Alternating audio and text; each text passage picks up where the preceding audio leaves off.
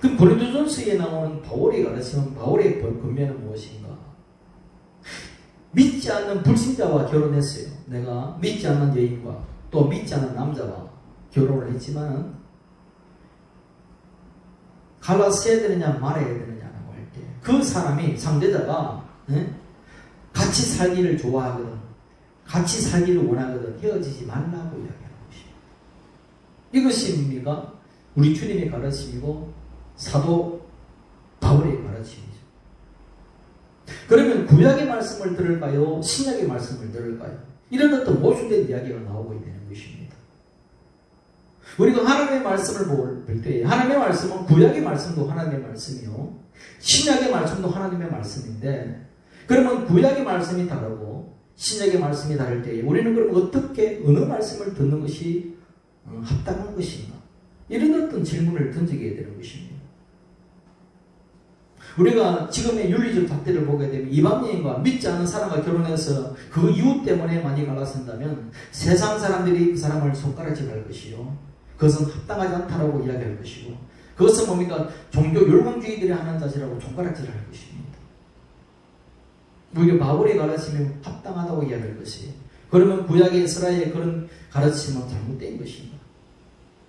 과연 그것이 하나님을 위한 어떤 개혁이었는가? 그런 물음에 대해서 성경은 선포만 하지 그것이 옳다 그르다 말하고 있지 않습니다.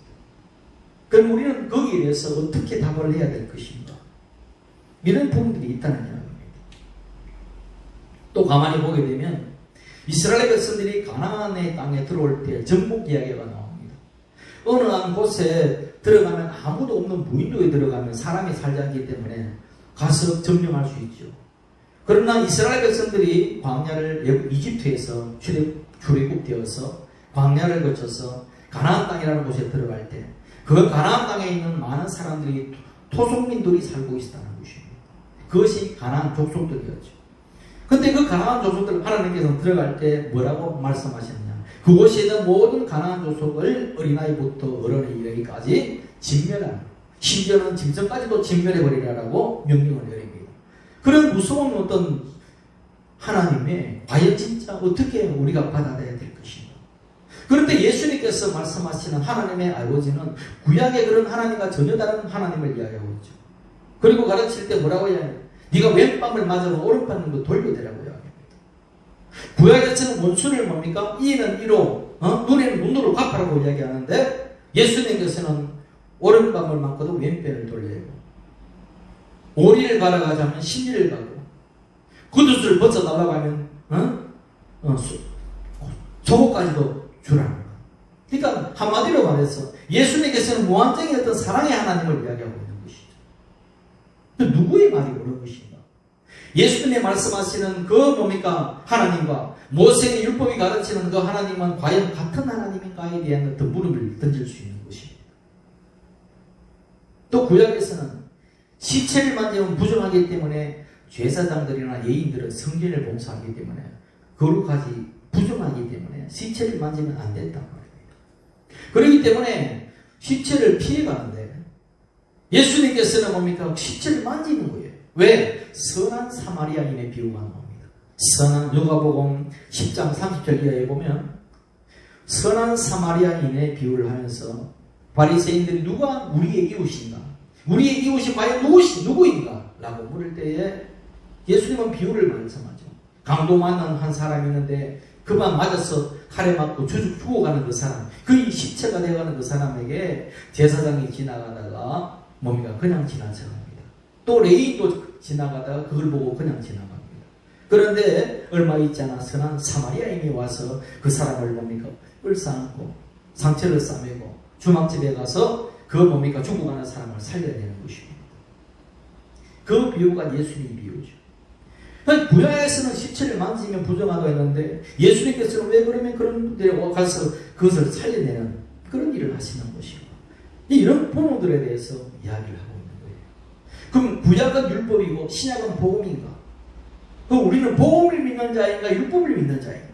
이런 부분에 대해서 물음을 던져야 되는 거죠. 율법도 복음이고 복음도 율법이에요. 복음도 율법이고 율법도 복음인 것입니다. 왜요? 어떻게 받아들이고 어떻게 믿음에 따라서 다른 것입니다. 그런 질문들에 대해서 오늘 이 말씀을 지금 이야기하고 있는 것입니다. 제가 오늘 말씀드리고 하는 거예요. 또 여러분에게 질문을 던지는 것은 유대인들에게 할례 의식은 어떤 의식이었느냐? 하나님의 백성임을 인정하는 그런 징표였습니다. 오늘날 수많은 사람들이 하나님의 백성임을 인정하기 위해서 할례를 받고 있느냐? 받지 않죠. 그리고 받을 필요도 없는 것입니다. 예수님께서는 실제로 할례를 받았지만 바울 사도가 이방 선교를 시작하면서부터 하나님의 백성에게 할례를 행할까 말까의 부분에서 할 필요가 없다라고 결론을 내립니다. 과연 아브라함과 맺은 언약이 할례 언약에 그것이 아무 의미가 없는 것인가? 구약의 이스라엘 백성들에게만 배운데 그것이 할례였는가? 라는 그런 부분에서 예레미야의 선지자들 같은 사람들은 너희의 진정한 할례는 겉으로 하는 할례가 아니라 너 심령의 할례를 받아야 하느니라라고 그 할례의 의미를 이야기하고 있는 것입니다. 그 할례가 이제 신약에 와서는 세례요한을 통해서 기점으로 해서 침례로 바뀌게 되는 거예요. 그래서 예수 믿는 사람들이 뭡니까? 내가 구원받았다는 징표로 뭐를 받습니까, 여러분? 물 침례를 받게 되고 물 세례를 받게 되는 것입니다. 이것을 통해서 내가 하나님의 백성이 되었고 내가 구원받았다는 것을 이야기하고 있는 거예요. 그러면 구약의 그 의식이 맞느냐, 신약의 우리의 의식이 맞느냐에 대해서 여러분들이 뭐가 옳다고 얘기해 주느냐? 성경은 그에 대해서 무엇이 옳다 그러다가 말하지 않습니다. 그러면 우리는 무엇을 믿는가에 대해서 우리 한번 다시 고민을 해야 될 필요가 있는 것입니다. 또 예수님께서는 율법을 폐하러 오신 것이 아니라 율법을 완성하러 오셨다고 했습니다. 예수님께서는 성전을 흘러오시는 것이 아니라 성전을 또 세우려고 오셨다고 했습니다. 이 모호한 그런 이야기들을 예수님께서 계속 풀어놓고 예수님이 말씀하시는 것을 율법사들과 바리새인들과 제사장들은 알아듣지 못했습니다. 그리고 당시의 제자들도 알아듣지 못했습니다. 예수님께서 죽으시고 3일 만에 부활하고 난 다음에 그때야 비로소 예수님이 참 성경이었구나라는 것을 깨닫게 되고 예수님께서 사흘 만에 다시 지으려는 그것을 예수 그리스도의 몸이라는 것을 알게 되면서 뭡니까? 성령 받은 제자들이 이제는 그 모든 하나님 예수 그리스도의 말씀을 알게 되는 것입니다. 이렇듯 하나님의 말씀은 구약의 말씀이든 신약의 말씀이든 그 키가 있어요. 우리는 뭡니까? 어떤 수학 문제를 풀 때에 공식이라는 것이 있습니다. 여러분 있어요, 없어요? 3차 방정식, 고차 방정식을 풀 때에 그 일정한 공식이 있습니다. 공식은 어떤 법칙이죠. 그런 것처럼 성경에도 성경을 푸는 공식과 어떤 법칙이 있는 것입니다. 그 핵심적인 그 공식과 그 맞는 키가 뭐냐? 예수 그리스도인 것입니다. 아시겠습니까? 예수 그리스도를 놓고 그 구약을 풀고 신약을 풀게 되면 풀리지만 예수 그리스도 아닌 것을 도덕과 윤리로 풀다든지 종교 율법으로 푼다면 충정이 풀리지 않는 수수께끼가 되고 마는 것입니다. 그렇기 때문에 오늘 이스라엘의 뭡니까? 기억의 말씀, 너 이방인을 다 내어버리는 그 말씀과 사도 바울이 이방 여인이라도 너는 너와 살기를 좋게 여기거든 함께 살아는 그 말씀이 다른 것이 아니라 그리스도 안에서 우리가 풀게 되면 같이 그 맥이 같이 흘러온다는 것을 알게 되는 것입니다.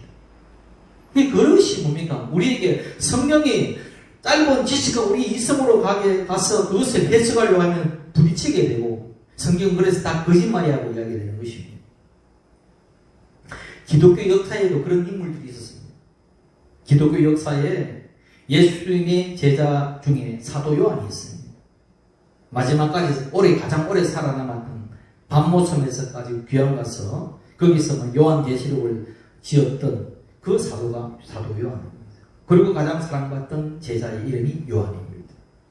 그 요한에 살아있을 때의 제자들이 있었습니다. 그 제자들의 그 시대 제자의 시대에 뭡니까? 어떤 인물이 있었냐면 마르키온이라는 그런 인물이 있었습니다. 이 사람은 철학자요 나름대로 신학적인 지식을 가지고 있던 사람입니다. 이 사람이 이 세계의 사람인데 이 사람이 뭐라고 이야기하냐면 구약 성경을 다 하나님의 말씀에서 다 배교시켜야 된다. 이제 새로운 시대가 들어왔다. 신약 성서만이 그것을 정경으로 인정해야 된다. 이제는 유대교와 그리스도는 단절시켜야 된다. 그리스도교, 기독교와 유대교는 전혀 관계없는 새로운 종교로 이제는 됐다. 예수님께서는 기독교를 창설했습니까? 창설하지 않았습니다. 예수님은 기독교라는 것을 창설한 일이 없습니다. 그냥 예수님은 생명으로 오신 분이고 진리 그 자체이기 때문에. 예수님은 뭐냐? 유대교를 신봉하셨죠. 그래서 오셔서 너희가 기다리는 그 메시아, 너희가 기다리는 그 그리스도가 바로 본인이다. 바로 당신이다. 그런 것을 뭡니까? 죽은 자를 살리면서, 병든 자를 고치면서, 약한 자를 돌보면서, 광야에서 굶주린 자들을 먹이시면서, 3일 만에 부활하시면서 당신이 인류를 구원할 메시아라는 것을 증거했습니다. 예수님께서 살아계실 때 유대교로 계셨죠. 그러면 유대교와 그리스도교, 기독교는 아무 관계가 없느냐? 이런 단절의 이야기를 했다는 이야기입니다. 그래서 심지어는 뭐라고 이야기하느냐? 마르키오는 구약의 하나님과 예수님이 말씀하시는 신약의 하나님은 다른 존재다 이렇게 말하죠. 그렇습니까? 그것이 뭐 이 세기에 사도의 제자의 시대에 있었다는 이야기입니다. 구약의 신은, 구약의 하나님은 분노에 가득 찬 하나님이요, 악의 창조자요, 이스라엘만 사랑하고 그런 뭡니까? 다른 민족을 파괴시키면서 유대인들만 그렇게 구분하는 열등한 민족의 신이다. 그렇게 이야기했습니다.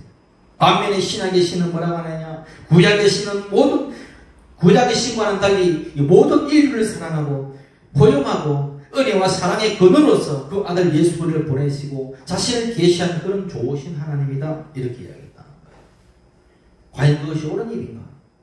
구약에 하는 내용을 들어 문자적으로 보게 되면 구약에는 너무나 진노하고 분노하고 심판하고 때리고 채찍질하고 포로되게 그 모든 그 가운데 너가 율법대로 살면은 복을 받을 것이고 너 율법을 떠나고 우상을 새기면 저주를 받을 것이고 이런 무서운 어떤 채찍질 하나님을 통해서 그들은 하나님을 가까이 가기 너무 먼 당신이었습니다. 그러나 예수 우리들께서 오셔서 하나님의 속에는 너무나 탕자의 아버지였습니다. 탕자의 아버지는 어떻습니까? 늘 아들이 진정한 아들을 돌아오기만을 기다리며 뭡니까?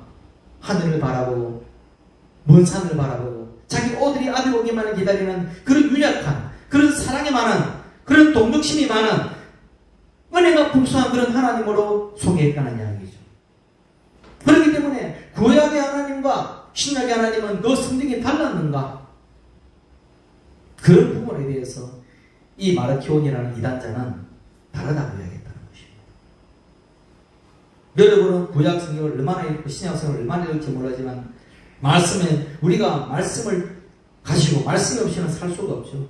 말씀을 읽다 보면 이런 곳에 부딪히게 되어 있다는 것입니다. 어떻게 구약의 하나님의 말씀과 그리고 모세가 가르치는 율법과 예수님이 가르치는 그 가르침은 너무나 많은 상반되어 있는데 이 그런 것들에 대해서 내가 누구에 따라야 될 것인가? 그래, 나는 예수님의 제자이기 때문에 예수님을 따라야지. 물론 맞는 말씀입니다. 그러나 구약의 말씀은 틀린 것이 아니지요. 그 말씀을 우리가 어떻게 이해되고 어떻게 받아들이냐에 대해서 우리는 딜레마에 빠지게 되어 있다는 겁니다. 그래서 그 모든 말씀들을 우리는 뭡니까? 예수 그리스도 안에서 풀어보자는 이야기입니다. 마르키온이 그렇게 이야기를 주장하면서 구약성경을 다 뭔가 성경에서 다 배제시키라고 이야기할 때에 사도행전의 제자 중에 뭡니까? 지금은 튀르키예, 터키를 요즘엔 튀르키예라고 하죠. 튀르키예 거기에서 뭐라 하면 스미르나 주교라는 분이 있습니다. 주교였던 그 폴리카르프라는 그런 인물이 있었는데 로마에 왔을 때에 이 마르키온이 뭡니까? 저를 아십니까라고 물었어요. 이단자인 마르키온이. 그때 이 폴리카르포 이 사도 요한의 제자가 뭐라고 하냐면 알다 말아요. 당신은 사탄의 맏아들입니다. 그랬어요. 당신은 사탄의 맏아들이야. 마르키온을 두고. 왜? 구약의 말씀을 뭡니까? 다 하나님의 말씀이 아니라고 이야기하고 구약의 말씀과 구약의 하나님과 신약의 예수님이 말씀하는 하나님은 다른 하나님이라고 이야기하는 그런 천인 공날 그런 마귀 같은 이야기를 하니까 그런 이야기하는 것입니다. 왜 그럴까요? 그는 성경을 볼 때에 그리스도로 보지 않았고 성경을 받지 못했기 때문에 이상이 인간의 이성으로 풀다가 그렇게 이단으로 빠지게 되는 것입니다. 여러분, 우리가 하나님의 말씀이 배치되고 이런 물음을 통해서 우리는 덮어놓고 믿어라. 믿는 것이 좋은 것이다. 뭔가 대치되면 그것이 풀려야 되는데 덮어놓고 믿으라고 되면 뭐가 됩니까? 맹신, 맹종, 맹목적 신앙 이렇게 되는 것입니다. 우리는 맹목적 신앙도 안 하고 맹시도 되어서는 안 됩니다. 하나님께서 말씀은 누가 창조했습니까? 누가 지었습니까? 하나님의 말씀. 사람이 지었습니까? 성령께서 지으셨습니까? 사람을 통해서 성령께서 지었습니다. 성령은 하나님의 영이십니다. 하나님의 영은 이 우주보다도 크신 분이요. 그분의 그 지혜는 무궁하신 것입니다. 그 지혜로 지은 그 성경 말씀에 오류가 있다는 것은 말이 안 되는 것입니다. 그렇기 때문에 우리 인간이 그 말씀 속에 눈이 없어서 보지 못하기 때문에 그것이 닫혀 있는 것이죠. 그런 부분에 대해서 우리가 이제 열어볼 필요가 있는 것입니다. 그러면 이런 부분들에 이스라엘 이 이야기는 에스라가 이방 여인과 결혼했던 그 모든 여인들을 다 내쫓아라는 그 이야기의 맥락에서 우리는 어떻게 이해할 수 있느냐? 역사적인 이해를 해야 되는 것이죠. 당시에 북이스라엘은 BC 722년에 멸망하고 이스라엘은 우리 남한과 북한하고 비슷한 형태입니다. 우리도 남북국으로 갈려져 있는 거죠. 이스라엘도 남북국으로 갈려져서 패망하죠. 남유다는 어떻게 했습니까? 다윗의 왕조 유다와 베냐민 지파에 남았던 그 나무는 BC 586년에 멸망합니다. 어디에? 바벨론이라는 나라에. 왜 멸망할 수밖에 없었느냐? 그 속에서 하나님의 택한 백성들이 이곳에 이 가나안 땅에 들어온 이유가 뭐냐? 이곳에 자기의 나라를 세우려고 했습니까? 하나님의 나라를 세우려고 했습니까? 하나님은 하나님의 백성들을 하나님의 나라를 세우려고 그 가나안 땅에 가나안 족속을 내버리고 모든 것을 다 진멸하고 그곳에 야곱의 아들, 딸들, 야곱의 우손들을 그곳에서 정착시켜서 그곳에 세상의 여러 나라 중에 한 나라를 세우는 것이 아니라 그 세상의 모든 나라들 중에 구별되어서 하나님의 나라를 세우고자 했던 곳이 바로 이스라엘 땅이었다는 것이죠. 이스라엘은 그래서 영적으로 보게 되면 그것이 여러 나라, 대한민국, 미국, 일본, 여러 나라, 미국 중에 한 나라가 아닌 것입니다. 영적으로 보게 되면. 이스라엘은 그런 지역적이고 공간적인 그런 개념이 아니라 그 나라를 통하여 하나님의 나라를 이 땅에 세우고자 하는 하나님의 뜻이 숨겨져 있는 것입니다. 그런데 그곳에서 들어갔던 백성들이 하나님의 말씀을 떠났습니다. 하나님은 여호와만 섬기겠다고 하는 그 신앙을 뭡니까? 다 어떻게 했습니까? 버렸습니다. 그곳에 남아있는 혼족들과 그곳에 남아있는 가나안 족속들과 서로 뭡니까? 교류하면서 거기에 있던 이방 종교를 끌어들입니다. 바알을 끌어들이고 아사레를 끌어들이고 암몬에 있던 밀곰을 뭡니까? 끌어들이면서 그곳에서 뭡니까? 하나님만을 섬기겠다고 하는 그 모든 순수한 신앙들이 다 허물어지고 뭐에 됩니까? 그것은 정체성이 무너졌다는 이야기입니다. 너희의 정체성이 무엇이냐라고 했을 때 나는 하나님의 자녀 하나님의 백성이고 이 나라는 하나님께서 세우신 나라입니다. 내 힘과 내 노력으로 세운 것이 아니고 우리 독립투사의 우리 선조들이 피로서 세운 것이 아니라 하나님의 정적인 은혜와 사랑 가운데 긍휼로서 세워진 나라이기에 이 나라는 인간의 제도 속에서 살아가는 나라가 아니라 하나님의 뜻대로 살아가는 나라임을 분명한 것입니다라고 하는 것이 뭐예요? 정체성이라는 것입니다. 그것이 이스라엘의 정체성인 것입니다. 그런 정체성이 무너졌고 그리고 거기에 상징인 성전입니다. 성전에서 뭡니까? 뭐 하는 것입니까? 제사장들이 제사라는 것이죠. 성전이 뭐 하는 것입니까? 많은 백성들이 죄를 지었을 때 짐승을 잡아서 피를 흘려서 그곳에서 뭡니까? 자기 죄를 사했던 것이고 또 성전이 무엇입니까?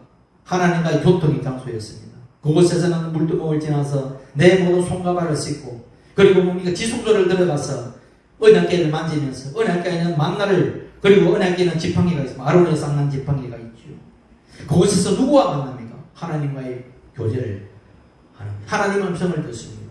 그리고 뭐 대제사장이 그 지성소 들어가서 뭡니까? 백성들의 죄를 걸어가서 거기서 속죄를 하게 되는 것입니다.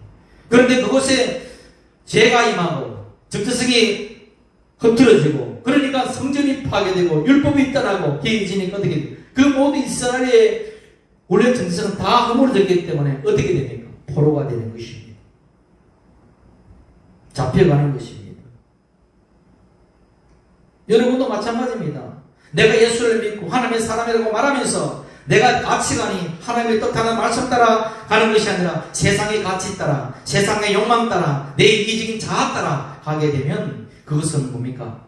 한쪽에서는 한 발은 교회를 다니는 사람처럼 보이고 한 발은 세상의 가치를 따라가는 그런 뭡니까? 어정쩡한 정체성을 흐린 혼돈 속에 살아가는 인간을 밖에 될 수 없는 것입니다. 나는 누구냐라고 물어야 되는 거예요. 내가 교회를 다닌다고 해서 그것이 참 네가 구원받았냐라고 그건 다른 문제입니다. 교회 다니는 것과 구원의 문제는 다른 이야기예요. 어떻게 예수를 믿고 어떤 예수를 만났나요? 내가 철학적이고 관념적인 예수를 만났느냐, 아니면 내가 생명의 주 예수를, 내가 살아계신 주님을 내가 만났느냐, 그런 부분에 따라서 달라지는 것입니다. 그래서 그 정체성이 무너지는 곳에 있으니까 바벨론의 포로가 되고, 바벨론의 뜻이 무엇입니까? 바벨이라는 것은 혼돈입니다. 바벨탑이라는 사건이 창세기 6장에 바벨탑 사건이 나오죠. 바벨탑은 혼잡하다, 흩어지다, 바벨이. 우리 하나님의 백성들이 뭡니까? 하나님의 말씀 따라 살지 않고 흩어져 있으면 우상에게 내 영혼이 잠식되어서 내 영적인 상태가 혼잡되어 있으면 그것이 내 바벨론의 포로가 된 거에 마찬가지입니다. 그렇게 포로로 되어서 포로에서 몇 년 삽니까? 70년 동안 종살이 하게 되죠. 그 70년 동안 하나님의 긍휼 속에서 그들을 구출해냅니다. 그것이 뭡니까? 성경에 나오는 고레서에 의해서 포로들이 다시 예루살렘으로 귀환하게 된다는 사건 이야기고, 그 이야기 중에 참 성경책이 에스라 이야기, 느헤미야 이야기, 그런 이야기, 학계 이야기, 그런 이야기들입니다. 여러분이 이런 이야기 제가 하니까 무슨 생소합니까? 생소하다고 들으면 여러분 회개해야 될 문제예요. 그만큼 내가 하나님의 말씀에 관심이 없었다는 이야기고, 그것이 그거였구나. 무릎을 치고 눈이 번쩍번쩍 뜨인다는 것은 그만큼 말씀을 갈구했다는 이야기예요. 근데 가만히 보십시오. 그 바벨론의 포로가 되어서 있는 사람, 70년 동안 포로대선을 할 때에 그 많은 사람들이 고관대장들이 끌려가고, 지식인들도 끌려가고, 장수도 끌려가고, 다 끌려갔는데 거기에서 독립운동했다는 이야기 들어봤습니까? 우리 대한민국 조선에 뭡니까? 일제에 들어가서 36년인가요? 35년? 그렇게 뭡니까? 일제 치하에서 식민지에 맡겼을 때 우리나라는 가만히 있었습니까? 독립운동 했어요, 안 했어요? 뭐 처음 듣는 이야기입니까? 얼마나 많은 사람이 만주에서 무장투쟁을 하고, 안창호 쌤 같은 사람은 문화운동을 하고, 그리고 이승만 대통령 같은 그분은 뭡니까? 외교적인 어떤 노력을 통해서 우리 대한민국의 이야기를 알리고, 이준 열사와 같은 사람은 자기의 배를 갈아서 뭡니까? 이것은 잘못된 것이다 라고 알리고, 얼마나 많은 뭡니까? 독립운동을 했습니까? 근데 성경에 한번 보십시오. 그 사람들이 바벨론의 포로에 가서 독립운동 했다는 이야기가 기록에 나와 있는지 없습니다. 그런데 그들은 어떻게 나왔습니까? 그들은 하나님의 은혜로 나왔습니다.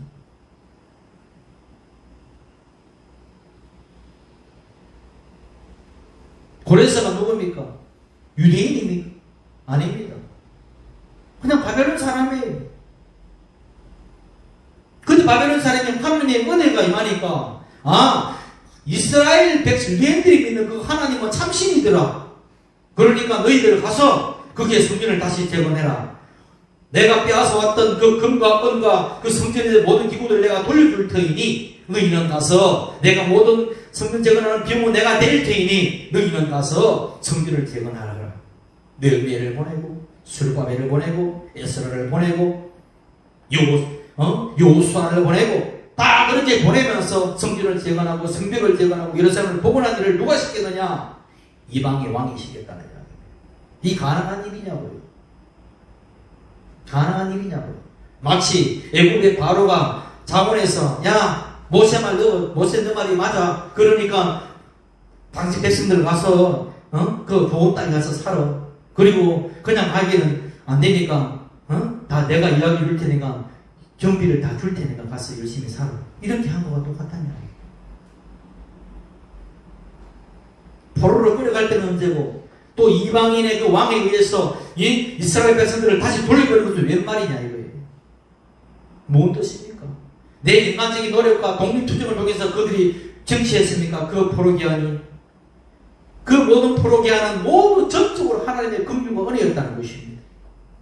마찬가지로 우리 대한민국의 내일 8.15 광복을 맞는 그 시점에 이 8.15 광복이 우리의 독립투사의 어떤 그런 능력도 있었지만은 간 그분이었습니까? 하나님의 전적인 은혜였습니다.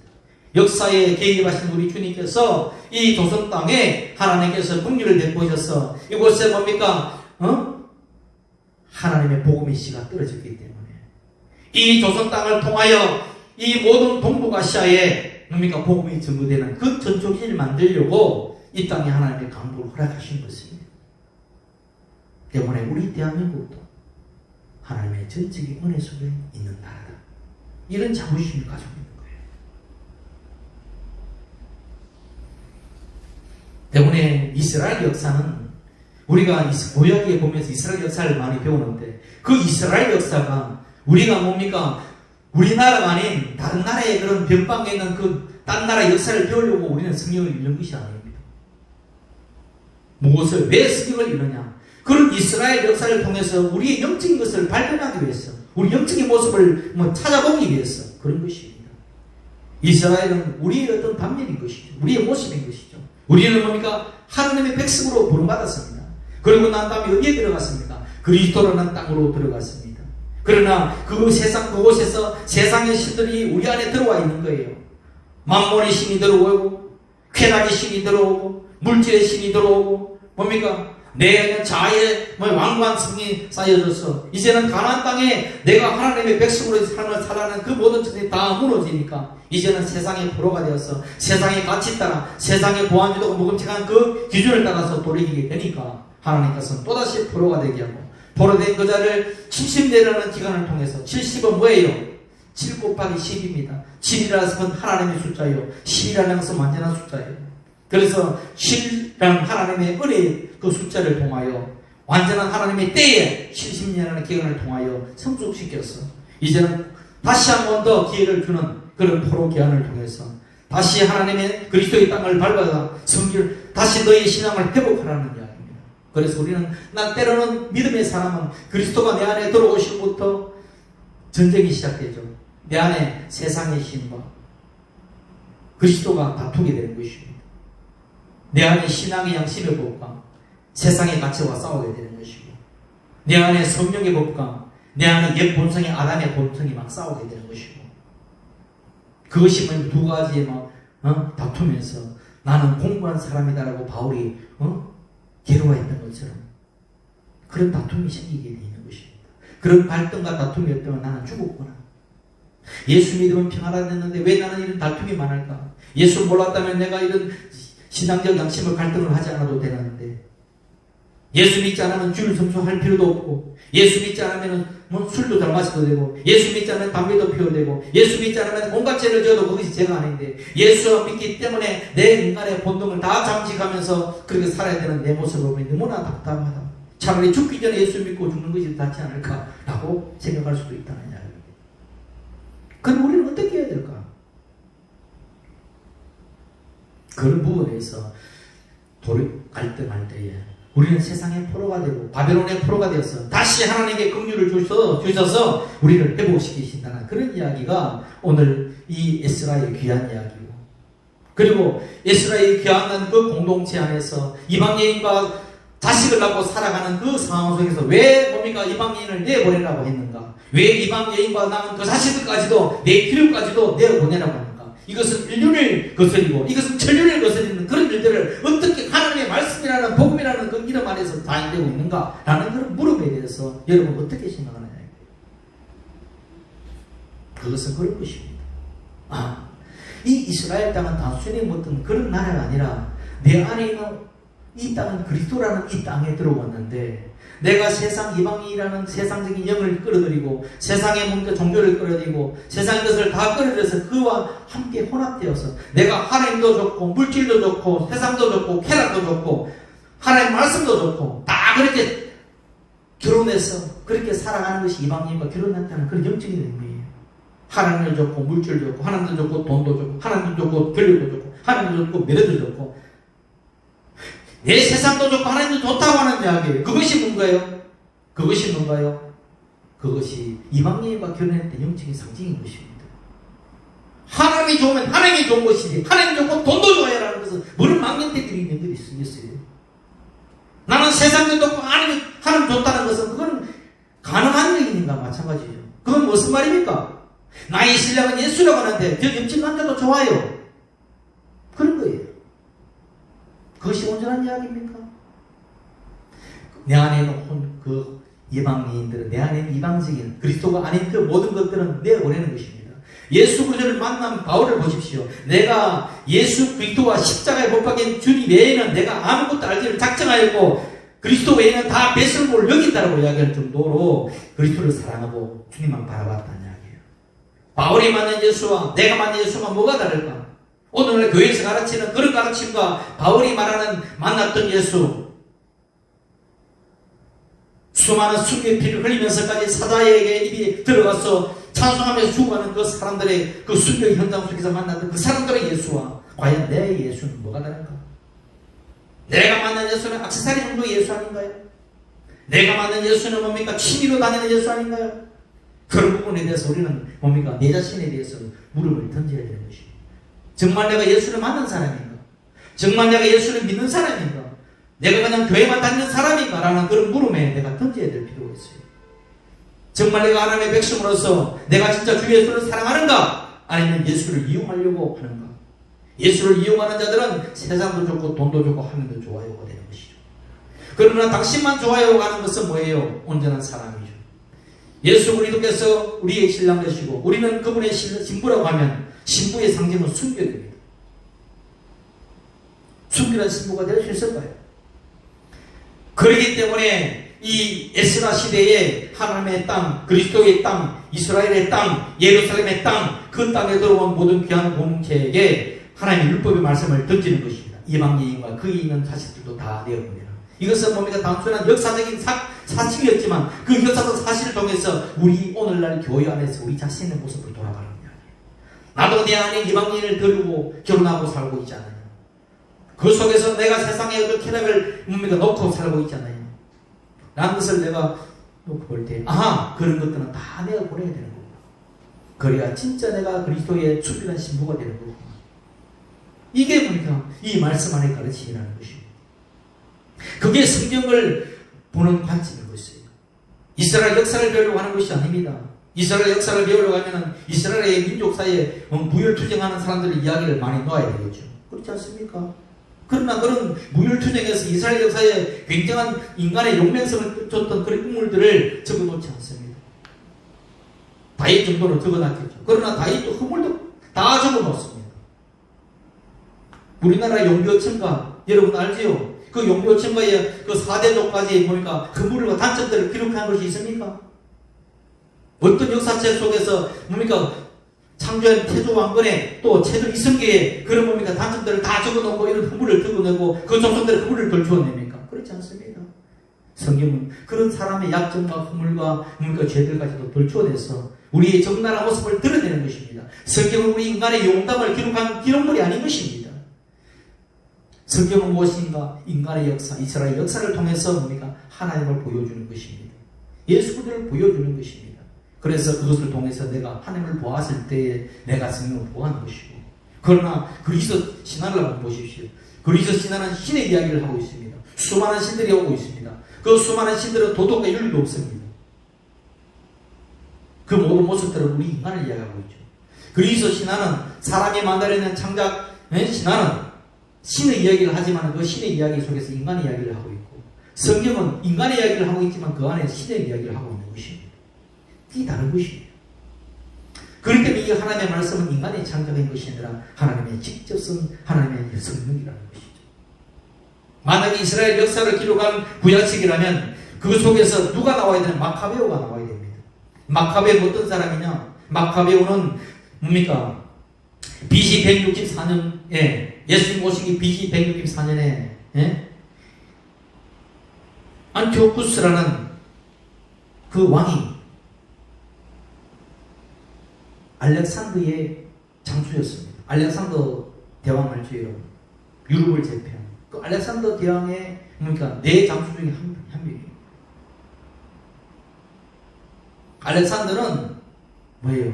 전 세계를 헬라화 시켜야 되겠다는 신념 안에서 세계 정복을 꿈꾸던 사람입니다.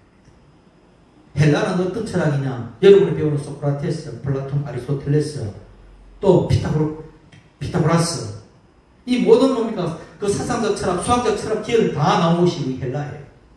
그런데 헬라 철학을 가지고 있으니까 나머지는 다 미개하게 보이기 때문에 저 미개한 백성을 내가 이웃치리라 라는 그런 자기 신념을 가지고 유럽을 정복했던 인물이 알렉산더예요. 그 그 알렉산더가 아리스토텔레스의 제자지요. 그러면서 여기에 뭐예요? 이 부분에 그때 그 전에 알렉산더가 죽고 거기에는 네 장수가 한 지역지 맡아서 자기 땅을 차지하게 그 중에서 뭡니까? 셀루크스 왕조라는 그 속에 안티오쿠스 4세라는 그자가 굉장히 뭡니까? 이 유대인들이 하는 제사 형식을 보니까 너무 미개하다는 것입니다. 왜? 염소를 잡아 피를 내, 양을 잡아 피를 내, 피를 막 이렇게 발로. 이거 너무 미개하다는 것입니다. 그러지 말자. 이제 어떻게 이 문명천지에 그런 짓을 하고 있느냐, 하지 마라 라고 성전이 제사를 막았습니다. 그래서 그것에서 뭐를 보냐, 돼지 머리를 갖다 올려놓습니다. 그 성전에, 솔로몬 성전에. 그러다 보니까 이것을 참고 있던 사람들이 못 견디는 거예요. 그 중에 누구냐면은 마카오베오라는 그 인물이 나옵니다. 본명은 요한이에요. 망치를 가지고 가서 독육을 딱 깨면서 게릴라, 지금으로 말하면 게릴라 전법입니다. 게릴라 전법으로 내려와서 그 모든 군인들을 망치로 때려 부수고 죽이고 성전을 탈환합니다. 그래서 성전을 수복합니다. 전 세계가 혼란한 틈을 봐서 완전히 그때 당시에 이스라엘은 다시 수복되고 성전이 수복되고 이스라엘은 회복되고 그렇게 해서 다시 하스몬 왕조가 들었습니다. 그것이 예수님 오시기 전에 역사적 사건이에요. 만약에 구약 성경 이스라엘 역사를 이야기한다면 그 하스몬 왕자의 용담을 그려놔야 돼요. 어떻게 해서 저렇게 많은 사람들을 무력으로 깨부수고 성전을 보고시킨 그런 인간의 용담을 기록해야 되는데 그런 용담에 성경이 있습니까? 없습니다. 성경에 나오는 인물들이 유명한 인물들이 누구 있습니까? 여러분, 다니엘, 사드락, 메삭, 아벳느고, 요셉. 한번 해보십시오. 여러분이 민족주의적 관점에서 보게 되면 그들은 뭡니까? 어떤 자입니까? 친일파 같은 사람들이죠. 왜? 다니엘은 거기에서 뭡니까? 느부갓네살에게 뭡니까? 충성했잖아요. 한 자리 했잖아요. 국무총리. 다리오 왕조 한 자리 하고 기회주의자들. 단 신앙만 다를 뿐이고 신앙의 절기는 지켰죠. 사드락, 메삭, 아벳느고 지금 지방장관들 한 자리씩 도시사들 자리를 다 차지했죠. 누구였습니까? 지금으로 말하자면 우리가 일제시대에 독립투사는 안 되더라도 다 일본에게 거기 충성하면서 한 자리 해먹었던 그런 사람들이죠. 역사의 후손들을 뭐라고 합니까? 그들을 친일파라고 매도하죠. 그런데 성경으로는 친일파 같은 그런 인물들을 대단한 역사의 인물들로 세우고 있습니다. 인간이 보는 관점, 하나님의 보는 관점은 다른 것입니다. 그래서 왜 그런 기록을 했을까? 그 이스라엘 역사를 통해서 너 인간의 용감을 이야기하는 것이 아니라 내 하나님 여호와께서 너희가 어떻게 구원하는지, 너가 바벨론의 포로가 되었을 때 너희 인간의 힘으로 포로되어서 귀환되는 것이 아니라 내가 건져내었다는 것이고, 너가 이집트에서 동물을 할 때 내가 모세를 보내서 건져내었다는 것이고, 그것은 뭐예요? 여러분이 구원받을 때 내 노력과 내 선행으로 여러분 구원받느냐? 그건 모릅니다. 여러분 이 땅에 창조할 때에, 하나님이 창조할 때에 그 창조의 역사 속에서 인간이 하나님을 도웠던 0.001%의 도움도 준 일이 있었는가? 가장 마지막에 창조됐던 피조물이 인간이에요.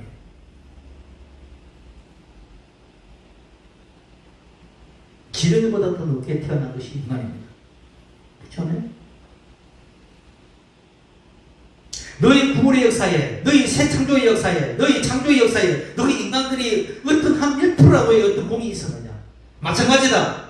너희의 구원이 너희 선행으로, 너희 노력으로, 너희 힘으로 되는 것은 아무것도 없으니 오직 나의 사랑과 긍휼과 은혜뿐이니라. 그것을 네가 믿느냐?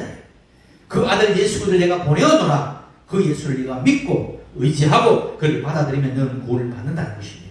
마치 고레스를 보내서 그 많은 사람들을 포로를 귀하는 것처럼, 수르바벨을 통해서 수르바벨의 성전을 재건하는 것처럼, 대제사장이 요소를 통해서 뭐예요? 하나님의 성전을 재건하는 것처럼, 왕이신 그리스도를 통해서 성전이 재건되고, 대제사장이신 그리스도를 통해서 우리가 구원받게 되고, 그런 이야기들입니다. 그러니까 인간의 모든 역사를 통해서 우리 그리스도 이야기를 하고 있다는 이야기예요. 그것이 바로 이스라엘의 개혁이다.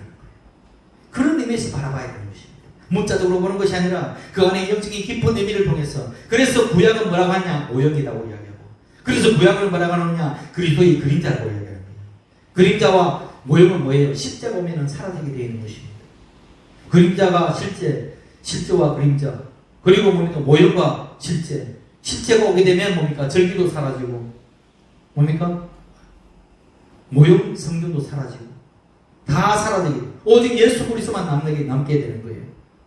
만약에 시인들에서 그 변한다면, 에스라 시대 때 바울의 시대가 달라서, 바울의 시대 때는 좀 진보되어서, 사회는 진보하기 때문에, 에스라 시대는 그것이 맞았고, 또 바울의 시대 때는 그것이 맞았기 때문에 문화적 현상이라고 이야기하면 그건 진리가 아닌 것입니다. 진리는 시대가 억만 년이 변해도 변하지 않는 것이 진리예요.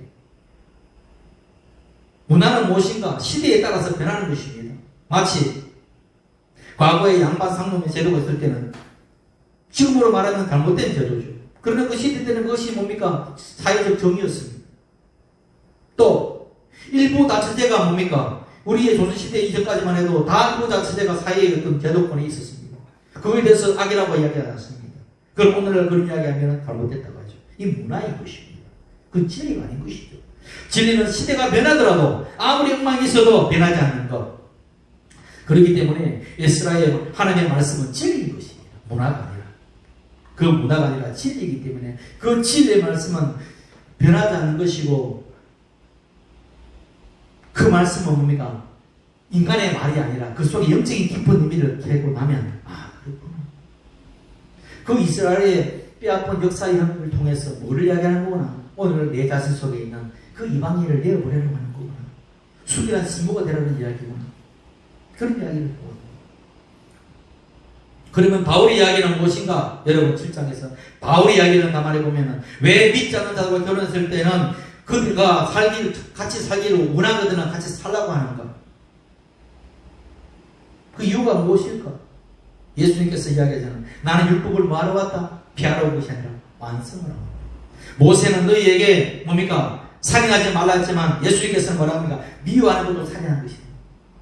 예수님께서는 모세는 가늠하지 말라고 했지만 예수님께서는 너희 음욕을 품은 자마다 가늠한 것이라고 이야기해요. 누가 더 완성된 것입니까? 모세는 행위적인 어떤 죄만 짓지 않으면 그것을 율법을 지킨 것이 되고 예수님의 말씀은 내 마음의 죄까지도 그것을 이미 행위로 죄로 규정시키는 것이기 때문에 모세의 율법이 쉽습니까? 예수님의 율법이 쉽습니까? 모세의 율법이 쉽죠. 그러면 예수님께서 어떤 완성으로 왔느냐 이게요. 어떻게 완성으로 왔느냐? 어떻게 완성으로 왔습니까? 바울의 이야기를 보면 알아요. 예수님께서는 대제사장이십니다. 예수님께서는 뭐니까 구원자십니다. 예수님께서는 뭐를 가지고 계시나? 부활의 생명을 가지고 있습니다. 예수 생명을 가지고 있는 자는 시체를 만지고 부정하게 됩니까? 시체를 살려야 됩니까? 그 이야기예요. 예수가 가는 곳마다 뭡니까? 죽은 가부를 살려내잖아요. 죽은 나사로를 살려내잖아요. 나는 부활이 생명이고 나를 믿는 자는 영원히 죽지 않으리라 말씀하시면서 살려내지 않습니까? 예수 생명은 부활의 생명이고 살리는 능력이 있는 거예요. 구약의 율법 안에서는 죄를 지적하고 죄를 뭡니까? 짓지 않도록 막는 수독적인 역할을 한다면 예수님께서는 죄를 이기는 능력이 있는 것입니다. 율법은 죄가 죄이다, 죄가 아니다 하고 지적하는 수독적 역할을 하고 있지만 예수 그리스도의 생명은 죄를 이겨내고 죄를 깨뜨리고 사망을 부셔버리고 생명을 일으키는 그런 능력을 있는 이야기하는 것입니다. 그렇기 때문에 내가 불신자와 결혼해서 이것은 율법으로 보게 되면 헤어지도 맞는 것이죠. 그러나 예수 생명에 강한 자는 그 뭡니까? 그 사람을 하나님의 사람으로 바꿔낸다는 이야기입니다. 다 사람들은 예수 생명이 없으면 죽은 생명이에요. 살아있다나 실상은 죽은 자라고 그러잖아요. 저기 그러다는 시대는 뭐나 많았어요. 제가 일본에서 순교 여행을 갔는데 수많은 사람들이 예수를 모르고 살아가는 모습 보니까 수많은 시체들이 걸어가는 것처럼 보이더라고요. 내 눈에. 시체가 걸어다니는 것처럼 보여요. 그 역으로 봤어요. 너무 안타깝더라고요. 왜? 실상은 살아있다나 죽은 자이기 때문에. 그러나 예수 생명에 가서 그 사람들의 예수의 생명의 씨를 뿌리고 그 속에 생명의 씨가 살아나면 그 사람들은 부활의 생명에 살아나는 것입니다. 그렇기 때문에 바울 사도는 예수 생명의 복음의 능력이 무엇인지 알았다는 거예요. 율법으로서는 우리가 살 수 없지만은 예수 우리의 복음의 생명의 능력으로서는 죽은 자도 살린다는 이야기예요. 그래서 믿지 않는 그 불신의 영들을 깨뜨리고 이방인을 깨뜨리고 이방 남편을 깨뜨려서 어떻게 해요? 하나님의 사람으로 기게 내버린다는 이야기예요. 그것이 예수 믿는 사람의 능력인 것입니다. 오늘날 그런 능력을 받은 사람이 저와 여러분인 것입니다. 이게 복음인 것입니다. 여러분 율법으로 사는 자가 아니라 예수 그리스도의 생명으로 사는 자고, 예수 그리스도의 생명으로 사는 자는 뭡니까? 그런 능력이 있는 사람. 그렇기 때문에 어디 가도 어깨를 피고 사는 거예요. 시시하게 대통령 하나 딱지 잡았다고 명예를 얻었다고 우쭈 부리는 것이 아니라 뭐예요? 나는 예수, 우주를 다스리는 예수 생명의 권능의 사람을 나를 가지고 있기 때문에 어디를 가도 눈이 번쩍거리고 자신감 있게 살아갈 수 있는 것입니다. 이것이 정체성인 것입니다. 그런 정체성이 없다면 여러분은 아직 예수를 못 만났어요. 그런 것이 없다면 여러분 진리를 아직 깨닫지 못했어요. 그것을 여러분이 가지고 어디를 가도 어깨를 펴고 가시기 바랍니다. 바울이 뭐라고 이야기합니까? 성경을 통해서 너희는 율법에 이기지 말아 그러잖아요. 너는 그렇게 수동적으로 사는 자가 율법을 이기고 그 복음으로 살아가라. 예수 생명으로 살아가라. 그래서 예수가 뭐라고 이야기합니까? 진리를 알라. 진리를 알지 너희를 자유케 하리라. 과거에는 종에 매고 죄에 매이고 율법에 매여서 뭡니까? 일하면 때리고 맞고 저렇게 하면 안 되고 했지만 이제는 예수의 자유를 누리니까 그것은 자유를 누리는 것은 마음대로 죄를 지어야 된다는 이야기가 아닌 것입니다. 여러분 차원을 좀 생각이 달리하세요. 그리스도 복음 안에서 자유를 누리면 생명이 나타납니다. 그걸 통해서 여러분이 나타나는 것이 아니라 여러분 안에 그리스도가 나타나요. 여러분 하나님의 영광을 돌린다고 말들 하죠. 뭐가 하나님의 영광을 돌리는데요? 내 모습을 드러내는 것이 하나님의 영광을 돌립니까? 내가 대통령 되고 내가 국회의원 되고 내가 뭡니까 판검사가 되고 유명한 과학자가 되고 이름이 나르는 것이 하나님의 영광을 올리는 것입니까? 아니에요. 여러분 안에 숨겨지고 여러분 안에 뭡니까? 감추어진 그 그리스도가 나타날 때 그 그리스도를 통하여 하나님의 영광을 받으시는 것입니다. 내가 허상이고 그분이 실제니까. 아시겠어요? 나는 허상이고 이 박원종은 허상이고 내 안에 실제는 누구냐? 그리스도가 실제라는 거예요. 박종희는 허상이고 박종환 안에는 그리스도가 실제라는 것입니다. 그런 이야기예요. 그래서 이제는 내가 사는 것이 아니라 내 안에 뭐가? 그리스도가 사는 것이라고 이야기하죠. 그것이 바로 하나님의 영광을 돌리는 것입니다. 바로 그럴 때에 하나님이 기뻐하시는 거예요. 우리 예가 순공교회 모든 성도들 오늘 유튜브로 받는 예배 곳에 이 모든 하나님의 그런 은혜나 기쁨이 넘쳐나기를 예수 이름으로 축원합니다. 기도합시다. 할렐루야. 우리 하나님 아버지 은혜와 사랑에 감사합니다. 오늘로 귀한 아버지 하나님 이 재단에 주님께서 세우셔서 아버지 하나님의 진리의 말씀 생명의 말씀 우리를 기행하여 주시고 아버지 우둔한 길을 열어서 깨닫게 하여 주시고 아버지 우리가 예수 믿는 것이 얼마나 큰 복이고 우주보다도 더 그한 아버지 큰 아버지 복을 받은 것을 우리가 알게 하여 주시고 이 믿음과 이 간격 속에 이 땅을 살아가며 수많은 아버지의 생명이 없는 자들을 아버지 살려내는 생명 일꾼들로 세워주옵소서. 가는 곳마다 아버지의 많은 사람들을 살려내는 그런 기쁨 속에 아버지 저의 인생이 꽃피게 하여 주시옵시고 아버지의 동으로 아버지 서로 어디를 가나 형통의 복을 허락하옵소서. 예수 안에서는 아버지의 생명의 풍성이 얻는다고 말씀하셨으니 아버지 이 말씀을 듣고 이 말씀에 내 가슴에 새기는 자마다 생명의 역사가 나타날 줄 믿습니다. 감사하고 예수를 받들어 기도합니다. 아멘. 찬송가 50장 부르면서 준비하시는 주님 부르겠습니다. 끄지 마세요. 끄지 마세요. 끄지 마세요.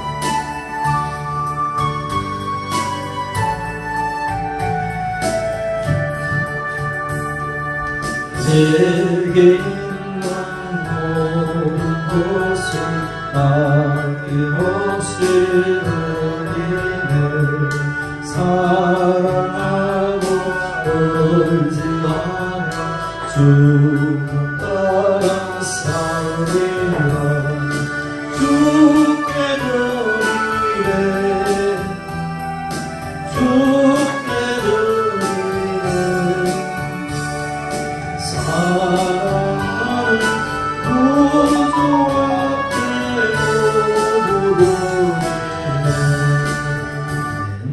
기도합니다. 할렐루야. 우리 하나님 아버지 은혜와 사랑에 감사합니다.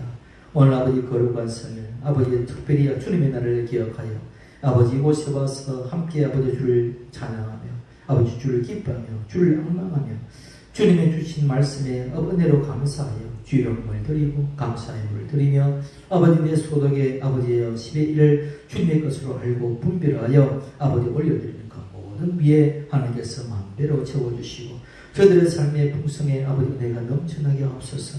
아버지의 어쩐지 주님 안에 있는 역사 아버지 있게 하여 주시고 남에게 꼭 베풀어 줄 수 있는 그런 넉넉한 삶으로 하나님의 영광을 돌리게 하여 주옵소서. 예수 이름으로 축복하며 기도합나이다. 아멘. 자, 광고는 여러분 코로나를 조심하세요. 코로나라 오늘도 우리 사모가 코로나 때문에 못 나왔습니다. 그러니까 여러분 코로나를 조심하시고 건강에 유의하시기 바랍니다. 다 같이 일어나셔서 주기도송 올려드리겠습니다. 왜 이러지? 주 예수야, 주 예수야.